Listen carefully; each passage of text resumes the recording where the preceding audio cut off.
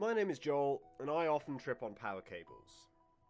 Celeste is my absolute favourite game of all time, and I haven't even technically beaten all of it. I mean, I've beaten the main story over 100 times, which is only a slight exaggeration. Gotten enough blue hearts to beat Core 5 or 6 times, and beaten all the B-sides at least a couple times each on my main save files on PC and Switch, and after 10.5 hours, I finally beat Farewell. But I haven't really delved into the C-sides yet. So how can I consider it my favourite? I'll tell you. Celeste's level design can only truly be appreciated by playing the game multiple times. On a first playthrough, you'll notice beautiful backgrounds, perfectly placed puzzles, spectacular set pieces, and something else that requires alliteration. But it'll take a replay or two, once you've fully got used to the controls and speed, to truly understand the perfection that is Celeste's level design. Going level by level, Forgotten City is a perfect opening level for the game, and acts as a tutorial into the majority of Celeste's core mechanics. Though a little simplistic and short compared to later levels, it provides a considerable challenge to a first-time player, perfectly preparing them for what will come later. This level's gimmick is a platform that moves rapidly when you step on it, and I think this gimmick works very well in the context of the level. Though coming back to it after getting further in the game and mastering the game's speed, it's a tiny bit frustrating to accidentally jump too early after stepping on one and getting launched into a wall, especially since later on, and in the B-side, it's required. However, that's a small nitpick that's almost negligible, since it's so fast to get back up to max speed that it doesn't matter too much if you have to stop for half a second. But I'll get back to the movement later. Old Sight introduces you to a new gimmick, being a block that can be dashed through to launch yourself further and reset your dash. This level uses it in many interesting ways in order to collect strawberries, but if you beeline it to the end, you'll still see many creative and interesting uses of the gimmick. This level also introduces you to Badlin, the main antagonist, who I'll get to later, and the level ends with a fast-paced chase against her. She'll mirror your every move, and catch you if you're a little too slow. Overall, a great and fast-paced level, with a decent bit more exploration than several other levels due to the underground section. Celestial Resort is most people's least favourite level in the game, and while I strongly disagree, I do understand where people come from. The level sees you enter a seemingly abandoned hotel, and exploring and helping the hotel's deceased owner, a ghost called Oshiro. The level's main gimmick, in my opinion, is the frequent use of these quickly moving, murderous blobs, as well as platforms that become diseased when you stand or climb on them. Both of which are incredibly dynamic obstacles, as you have to focus on timing and path making, as well as the usual precision, making for an amazing platforming challenge throughout the majority of the level. As you navigate the hotel, you begin to notice that Oshiro is acting oddly, but you help him anyway, and then you enter a large room filled with books that block your path to a key you need, and you have to navigate the maze of books with no platforming challenges to reach Oshiro. So you do a fun but short challenge to put away one colour, then you do it again, and then a third time.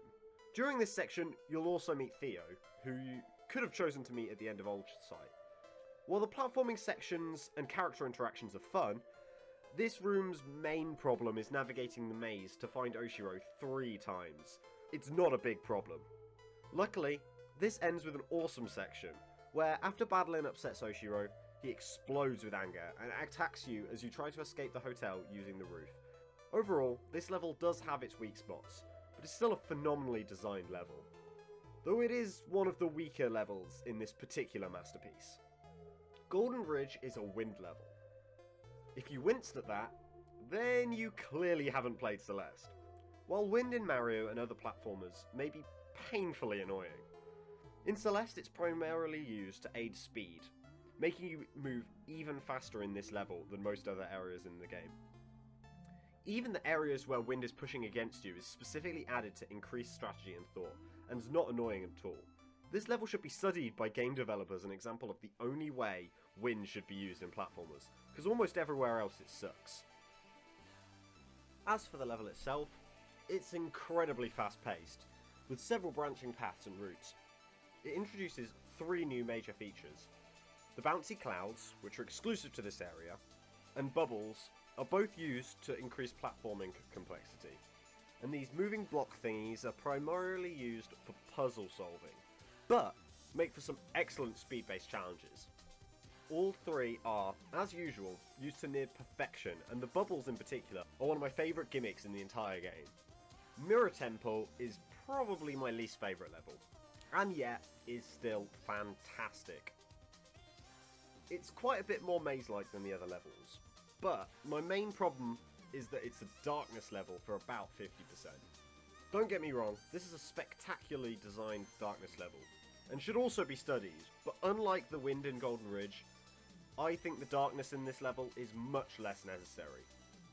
This level has light everywhere it is needed, unlike other platformers that use darkness, New Super Mario Bros. Wii, but I'm just not the biggest fan of having some of my view obscured by blackness.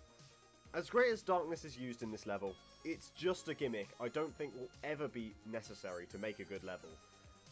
Luckily, this level ends with a fantastic mechanic where Theo has been sealed in some kind of crystal, and you have to carry him out of the temple, often making use of him to solve puzzles. There are also these monster things that make for very dynamic hazards. I don't mind the drop in pace of this section, because the intriguing puzzles make up for the loss of speed in my opinion. However, this level, despite definitely being better designed than Celestial Resort, is my personal least favourite, just because darkness as a gimmick is annoying. Reflection opens up pretty optimistically. You use a bunch of golden feathers, which are a phenomenal gimmick, to let you fly up to almost the summit of the mountain, but unfortunately for Madeline interferes, and you'll knock down the entire mountain back to the bottom. This level makes use of the feathers, like I said, but also a block that when dashed into will dash itself in the opposite direction, providing both a difficult to avoid attack and also interesting platforming gimmick. Madeline fights her way down into a cave to confront Madeline, who refuses to give in. This results in the game's only major boss fight, as you chase down Madeline in an attempt to talk to her. She fires back with massive lasers and ball thingies, as you force your way through platforming challenges to catch up with her. Finally, after a thrilling chase involving blocks falling from the ceiling, lasers, and several sections where you fall with style, you catch up with Madeline and unlock a second dash for the final level of the main story, which is of course the summit. As great as 343 Guilty Spark from Halo Combat Evolved is in the visual storytelling and gameplay departments, the summit edges it out as my favourite level in any game ever. You begin the level in the cave you ended Reflection in, and continue climbing from there. The level combines the mechanics of every previous level, and easily uses them in some of the most interesting ways. For example, at 500 meters when you're in the Forbidden City area, the panels that move when climbed on are used to open doors and launch you across screens. As great as most of these sections are, most only have about 10 screens that are quite short, only lasting 5 minutes or so if you're used to the controls. And that is my only complaint about this level. That's right, my only complaint about this level is that it's too fast paced. My point is, when I finish these sections, I crave more brilliant uses of their gimmicks and environments, which is probably the preferred outcome. However, the best part of this level is the final section. You're thrown headfirst into a 30 checkpoint gauntlet with some of the most difficult platforming challenges in the main story lie. For the most part, this area is a single sliding screen, and therefore the only level to use traditional flag style checkpoints. Unfortunately, the final checkpoint is nowhere near as intense. But I can't really complain since the 10 checkpoints before it are some of my favourites in the entire game, and it's meant to be the slow final ascent to the summit. It's a phenomenal level. The core is the first post-game level of the game, and this level swaps things up a lot. Suddenly, because you're inside the mountain, your dash doesn't reset when you touch the ground, and the entire level is filled with slightly puzzle-like mechanic, where you can switch the environment from hot to cold with the touch of a crystal. This changes how different obstacles interact, such as these platforms that when cold are slippery and unclimbable, but when hot melt into these weird tentacles that speed you up and launch you. Or these fireballs that when hot move quickly and kill you, but when cold become platforms that you can jump on the top of and they move much slower. My favourite use of this mechanic is this room, where lava is rising when it's hot, but when it's cold it goes back down and the ceiling starts falling. Lastly, Farewell is the first and unfortunately only DLC level. This level's harder than all of the B-sides put together, and incorporates tricks such as wall launching and wave dashing that are extremely satisfying, but also extremely difficult to pull off consistently. Though, since I initially scripted this, I've improved massively at both. It's a masterclass in genuine fair difficulty. Though, for the first time in this game, I did find myself somewhat frustrated, particularly at the final room due to its sheer length and this one slow and precise section giving me a panic attack every time I reached it, despite it probably being the easiest part of the screen.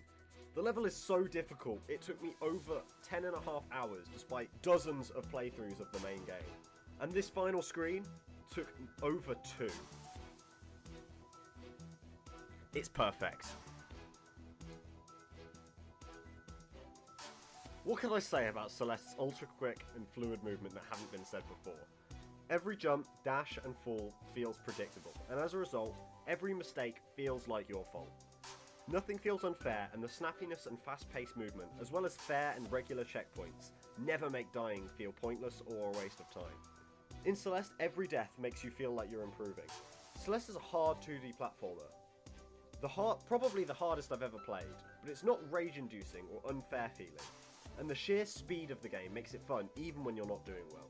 Even after playing through the game dozens of times, I still die, and it still took me 11 hours to complete Farewell. You can die right before a checkpoint in one of the larger rooms and just think, okay, mental note of the correct route, and then keep going.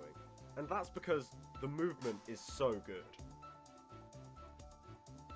Celeste's story is simple but infinitely relatable, even if you've never struggled with anxiety, depression, or imposter syndrome. This relatability is all down to the characters and their story's presentation. Madeline is a lovable and friendly, yet shy protagonist, and by making the villain not an actual person, but the manifestation of her insecurities in Madeline, which by the way is a perfect name, allows the story to be understandably simple on paper, but reach a whole other level of complexity in terms of the characters and their emotions. The story revolves around Madeline's fear to confront her own troubles, until eventually they screw up her entire goal, and she is left with no choice but to fight her literal inner demon.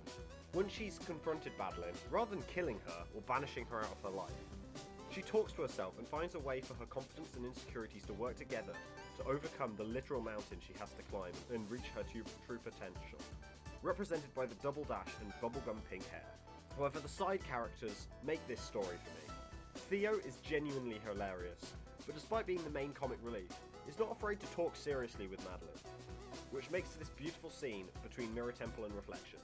Mr. Oshiro is also delightfully awkward throughout most of the Celestial Resort, until the end when he becomes a genuine threat, and as I mentioned earlier, an extremely creative set piece for the level's conclusion.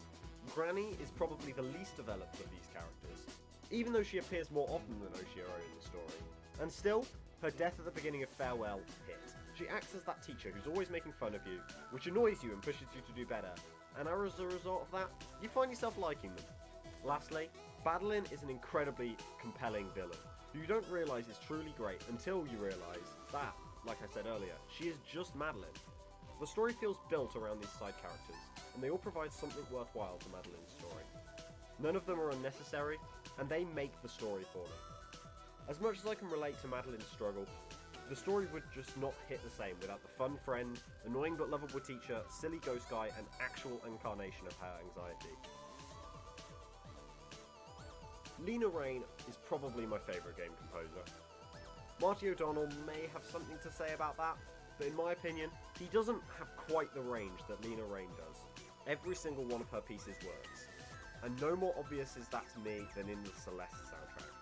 With slow and delicate pieces like Prologue, Postcard from Celeste Mountain and Madeline and Theo, with the sinister and foreboding music of Resurrections and Anxiety, and of course you have the exciting adrenaline-fueled rush of Heart of the Mountain, Starjump, Confronting Myself and Reach for the Summit, in close contention with the Halo 2 main theme and Mario Kart 8 remix of Big Blue, for my favourite piece of video game music. If you're only ever going to play one game with sound on in your life, you'd be in good mind to make it Celeste.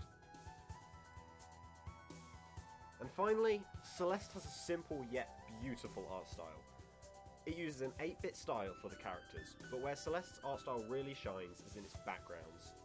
Every level has multiple unique and stunning skyboxes that immerse you in the game, while also being incredible pieces of art on their own. The environments are stunningly detailed, featuring some of the best pixel art I've seen, and every obstacle perfectly shows what it does through just the visuals. Celeste is my favourite game of all time, and I hope this review has encouraged you to play it if you haven't already. Leave a like if you want to see me rank all of the levels or screens, and possibly review the seasides when I eventually get onto them. I've been Joel, but you can call me the Power Tripper.